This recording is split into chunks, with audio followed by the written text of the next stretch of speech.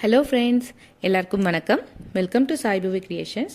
இன்றைக்கி நாம் தாபா ஸ்டைலில் முட்டை கீமா எப்படி செய்கிறதுன்னு பார்க்கலாம் வாங்க.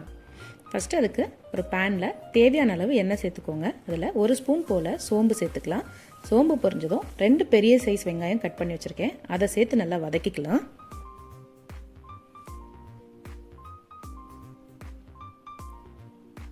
இப்போ இதில் ஒரு 6-7 பல் பூண்டு கட் பண்ணி வச்சுருக்கேன், அதையும் சேர்த்துக்கலாம். சேர்த்து நல்லா வதக்கி எடுத்துக்கோங்க. இல்லை ஒரு ஸ்பூன் போல் இஞ்சி பூண்டு பேஸ்ட் சேர்த்துக்கிறேன். நல்லா மிக்ஸ் பண்ணி வதக்கிக்கலாம். இதில் 2 சைஸ் மீடியம் சைஸ் தக்காளி கட் பண்ணி சேர்த்துருக்கேன். இப்போ தேவையான அளவு கல்லுப்பு சேர்த்துருக்கேன்.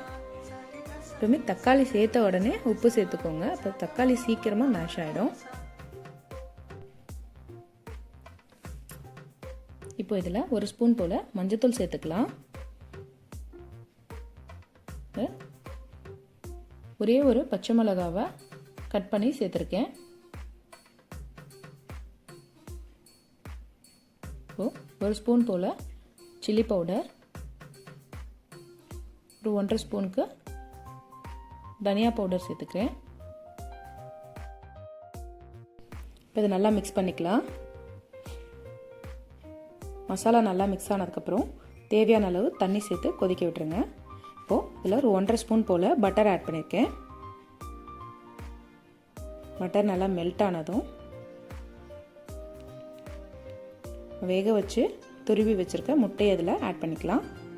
நான் 4 முட்டை எடுத்திருக்கேன்.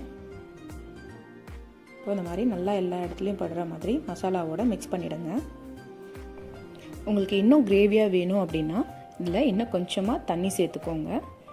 சப்பாத்தி அந்த மாதிரினா இதுவே போதும். இல்லை நீங்கள் தோசைக்கு சேர்த்து சாப்பிட போகிறீங்க அப்படின்னா கொஞ்சமாக தண்ணி சேர்த்து இன்னும் கொஞ்சம் லிக்விடாக வச்சுக்கோங்க.